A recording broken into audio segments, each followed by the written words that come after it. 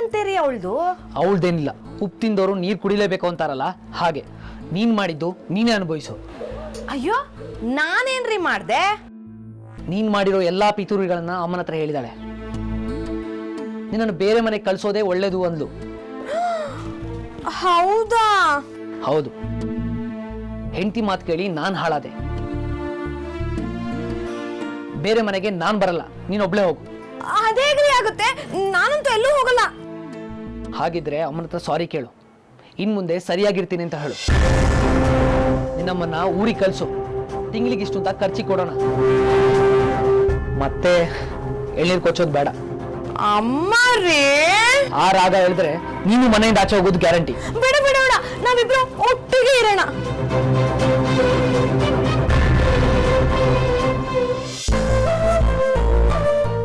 ದೊಡ್ಡ ಮಟ್ಟದಲ್ಲಿ ಆಟ ಆಡ್ಬೇಕು ಅಂತ ನಿರ್ಧಾರ ಮಾಡಿ ಮನೆ ಬಿಟ್ಟು ಹೊರಟೆ. ಅದೇ ಪ್ರಕಾರನೇ ನಡೀತು. ಕೆಲವೊಂದಷ್ಟು ವಿಚಾರಗಳನ್ನ ರಾಜೀವಿ ಅಮ್ಮಂಗೆ ಹೇಳಿದ್ದೀನಿ. ಇನ್ನೊಂದಷ್ಟು ವಿಚಾರಗಳನ್ನ ನಿನ್ನ ಹತ್ರ ಹೇಳ್ಕೋಬೇಕು. ಅವ್ರು ಬಿಟ್ರೆ ಈ ಮನೇಲಿ ಎಲ್ಲವನ್ನೂ ಸಂಭಾಳಿಸೋ ಶಕ್ತಿ ಇರೋದು ನಿನಗೆ ಮಾತ್ರ. ನೀನ್ ಹತ್ತಿದ ದಿನ ನಾನು ಯಾವತ್ತೂ ನೋಡಿಲ್ಲ. ಆದ್ರೆ ನಿನ್ನಲ್ಲಿ ಎಷ್ಟು ನೋವಿತ್ತು ಅಂತ ನಾನು ಅರ್ಥ ಮಾಡ್ಕೊಂಡಿದ್ದೀನಿ. ನಾನು ಸತ್ತೆ ಅನ್ಕೊಂಡು ನಿನ್ನ ಮತ್ತೆ ಲಕ್ಷ್ಮಣ್ ಮದ್ವೆ ಆಯ್ತು. ಆವತ್ತಲ್ಲಿಗೆ ಮದ್ವೆ ನಿಲ್ಲಿಸ್ಬೇಕು, ಇಲ್ಲ ಲಕ್ಷ್ಮಣ್ನ ಸಾಯಿಸಾದ್ರೂ ನಿನಗಳು ಸಿಗದೆ ಇರೋ ಹಾಗೆ ಮಾಡ್ಬೇಕು ಅನ್ಕೊಂಡೆ ಬಂದೆ. ದೇವ್ರಿಚ್ಛೆ ಅನ್ನೋದು ಎಲ್ರ ಹಣೆಲ್ಲೂ ಅಚ್ಚೊತ್ತಿರುತ್ತೆ. ಅದರ ಪ್ರಕಾರ ನನ್ನಲ್ಲೂ ಏನೇನೋ ನಡೆದೋಯ್ತು. ಆಕ್ಸಿಡೆಂಟ್ ಆಗಿ ನನ್ನ ತಲೆಗೆ ಏಟು ಬಿತ್ತು. ಆಸ್ಪತ್ರೆಯಲ್ಲಿ ನಾನು ಸರಿ ಹೋದ್ರೂ ಸರಿ ಹೋಗದೆ ಇರೋ ಹಾಗೆ ನಟಿಸ್ತಾ ಬಂದೆ. ಹೇಗಾದ್ರೂ ಮಾಡಿ ಈ ಮನೆ ಸೇರ್ಕೋಬೇಕು ಅನ್ನೋದು ನನ್ನ ಉದ್ದೇಶ ಆಗಿತ್ತು. ನಿಮ್ಮ ಮನೇಲಿರೋ ಆ ಪುಣ್ಯಾತ್ಮ ರಾಕೇಶ್ ನನಗೆ ದಾರಿ ತೋರಿಸ್ದ. ಇಲ್ಲಿಗೆ ಬಂದು ನಿನ್ನ ಕಾಡೋದೇ ನನ್ನ ಉದ್ದೇಶ ಆಗಿತ್ತು. ಲಕ್ಷ್ಮಣ್ಗೆ ಒಂದಿನಾನು ನೆಮ್ಮದಿ ಸಿಗದೆ ಇರೋ ಹಾಗೆ ಮಾಡೋದೆ ನನ್ನ ಆಸೆ ಆಗಿತ್ತು. ಆಸ್ಪತ್ರೆನಲ್ಲಿದ್ದಾಗ ಡಾಕ್ಟರ್ ಮೋಹನ್ ಹೇಗೂ ನನ್ನನ್ನು ಹುಡ್ಕೊಂಡು ಅಲ್ಲಿಗೂ ಬಂದ್ರು.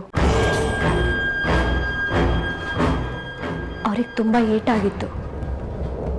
ನನ್ನ ಬಾಡಿಗೆ ಜನ ಅವ್ರನ್ನ ಹಾಗೆ ಮಾಡಿದ್ರು. ಅವ್ರು ನನಗೆ ಮನುಷ್ಯತ್ವ ಅಂದ್ರೆ ಏನು ಅಂತ ತಿಳಿಸ್ಕೊಟ್ರು. ಡಾಕ್ಟರ್ ಮೋಹನ್ಗೆ ನನ್ನ ಅಣ್ಣನ ಕೆಟ್ಟ ಕುತಂತ್ರಗಳ ಬಗ್ಗೆ, ರಾಕೇಶ್ನ ಕೆಟ್ಟ ಯೋಚನೆಗಳ ಬಗ್ಗೆ ಗೊತ್ತಿತ್ತು. ನೀನು ದ್ವೇಷ ಸಾಧಿಸೋ ಮೊದಲು ಆ ಮನೆಯವರ ಮನುಷ್ಯತ್ವನ ಪರೀಕ್ಷೆ ಮಾಡಿ ನೋಡು. ಎಂಥ ಕೆಟ್ಟ ಪರಿಸ್ಥಿತಿಲೂ ಅವರು ಮನುಷ್ಯತ್ವ ಮೀರಿ ನಡ್ಕೊಳ್ಳಲ್ಲ. ಮುಂದೇನೂ ನಿನ್ನ ದ್ವೇಷನೇ ಮುಖ್ಯ ಅನ್ನೋದಾದ್ರೆ ಅದನ್ನೇ ಸಾಧಿಸು ಅಂದ್ರು. ನೀನು ರಾಜೀವಿ ಅವ್ರ ಹಾಗೆ ಅನು, ಯಾವ ಭೇದ ಭಾವನೂ ಇಲ್ಲ. ನಿನ್ನಂತ ಹೆಣ್ಮಕ್ಳು ಒಂದು ಮನೆನ ಉಳಿಸೋದಿಕ್ ಸಾಧ್ಯ. ಪಾಪ ಲಕ್ಷ್ಮಣ್ ಅವ್ರ ಅಸ್ತಿತ್ವನೇ ಕಳ್ಕೊಂಡು ಬದುಕ್ತಾ ಇದ್ದಾರೆ. ಅವರಿಗೆ ನನಗಿಂತ ನೀನೇ ಒಳ್ಳೆ ಹೆಂಡತಿ ಆಗೋದಕ್ಕೆ ಸಾಧ್ಯ ಅನು. ಸಿಂಧು ಹೀಗೆಲ್ಲ ಹೇಳ್ಬೋದು ಅಂತ ಅನ್ಕೊಂಡಿದ್ಯಾ?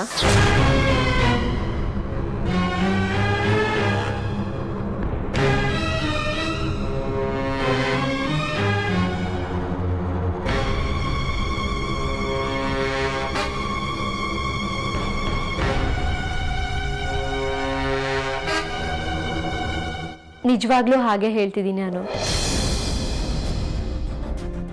ನಿನ್ನ ಬಗ್ಗೆ ನನ್ನ ಅಣ್ಣನ ವಿಚಾರಗಳು ನನಗೆ ಗೊತ್ತು. ನೀನೇ ಮನೆಗೆ ಬಂದಾಗ್ಲಿಂದ ಅವನು ಪದೇ ಪದೇ ಇಲ್ಲಿಗೆ ಬರ್ತಿದ್ದ ಉದ್ದೇಶಗಳು ಡಾಕ್ಟರ್ ಮೋಹನ್ ಹೇಳಿದ ಮೇಲೆ ನನಗೆ ತಿಳಿತು.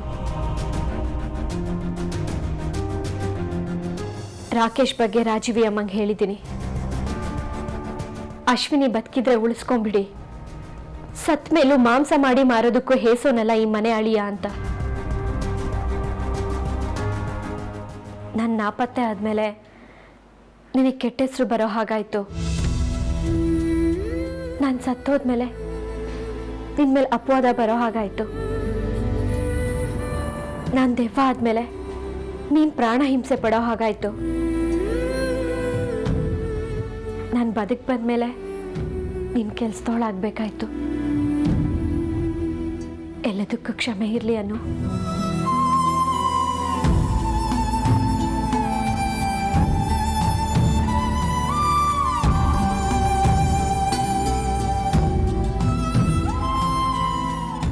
ಸಿಂಧು, ನಿನ್ನ ಮುಂದಿನ ಯೋಚನೆಗಳೇನು?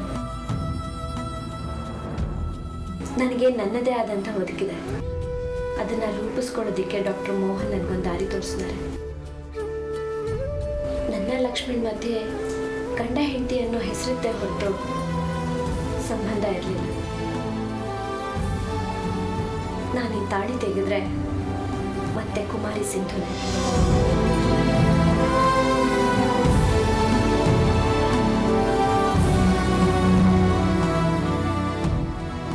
ಅಣ್ಣನಿಂದ ಒಬ್ಬ ಒಳ್ಳೆ ಹುಡುಗನ ಬಾಳ ಹಾಳಾಗಿತ್ತು ಗೊತ್ತಾ?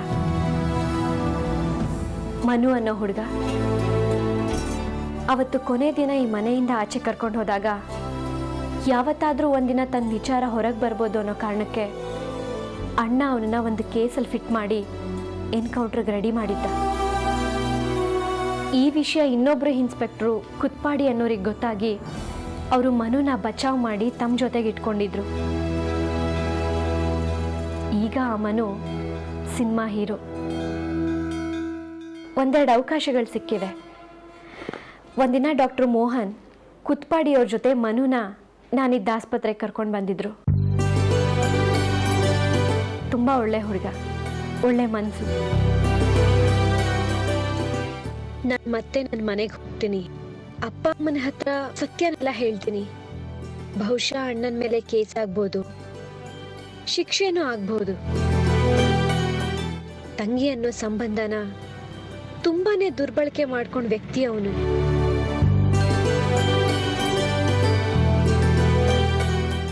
ಅನು,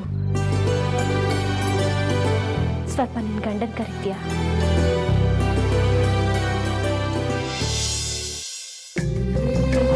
ಸಾರಿ ಲಕ್ಷ್ಮಣ್, ತುಂಬಾ ತೊಂದರೆ ಕೊಟ್ಬಿಟ್ಟೆ. ನೀವಿಬ್ರು ಬದುಕಲಿ.